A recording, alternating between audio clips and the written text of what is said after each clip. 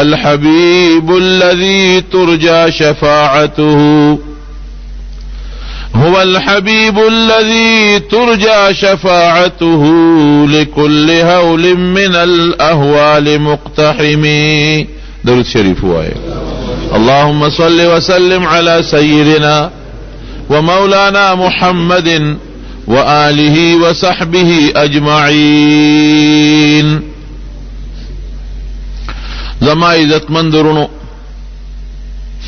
در ربیع الاول مبارک میاشت شروع شوه ده او دا په اسلامی میاشتو کې هغه میاشت ده چې د نبی کریم صلی الله علیه وسلم د دنیا دراتلو پیدایش او ولادت سره تعلق لري. مسلمان د پاره دا میاشت ډیره د سعادت برکت او د خوشاله ده. د دنیا عام زمونږ د خلقو دا یو فطری تقاضاوي چې په کومه میاشت کې انسان پیدا شي هغه میاشت راشي نو د خوشاله یو په خپل پیدایش سالګرو خوشحالي کوي. کله چاوس کیږي که نه کیږي خو چې ورته یاد شي چې په دې ورځ پروس کال پیداوم بل مخکې پیداوم دې میاشت کې او دا زما 10 کالو شو 15 شو 60 شو 40 شو نو اسی فطری طور انسان په خپل زړه کې خوشحالي محسوسوي. د دواړو جهان مبارک سردار چې د دې جهان د پاره یو لوی رڼا ده او زمونږ استاد عظیم محسن دی او د الله عظیم القدر او عظیم المرتبت پیغمبر دی.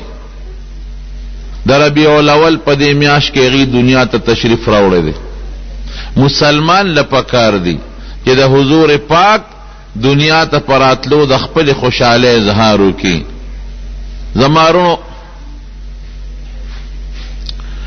عموما مسلمانان رونه په دې میاشت کې جلسې کوي پروګرامونه کوي او د نعتخوانه او د وعظ او د نصیحت مجالس جوړي.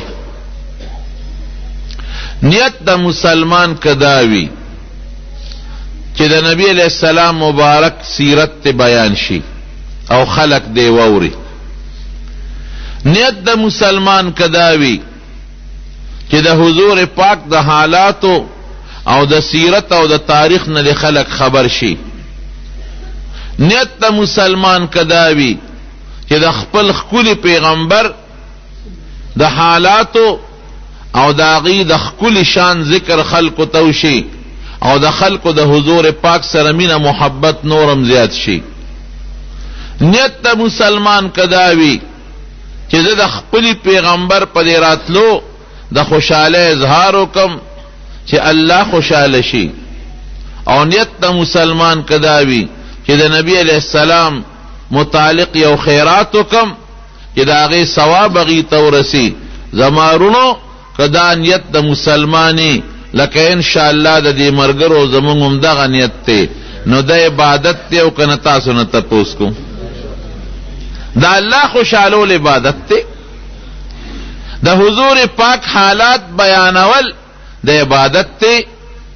د حضور پاک سره د مینې او د محبت یو مجلس جوړول د عبادت دی. د نبی علیہ السلام صفت کول د عبادت دی. الله کړی دی او د حضور پاک مبارک پراتلو د خوشاله اظهار کول د عبادت دی.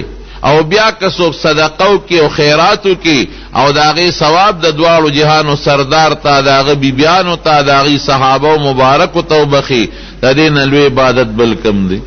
نو زمونږ او ستاسو دا ناستا دا خالص د عبادت په نیت ته او یو عظیم عبادت کې ناست یو. پروردگار دې زمونږ او ستاسو د عبادت په خپل دربار کې قبول کړي.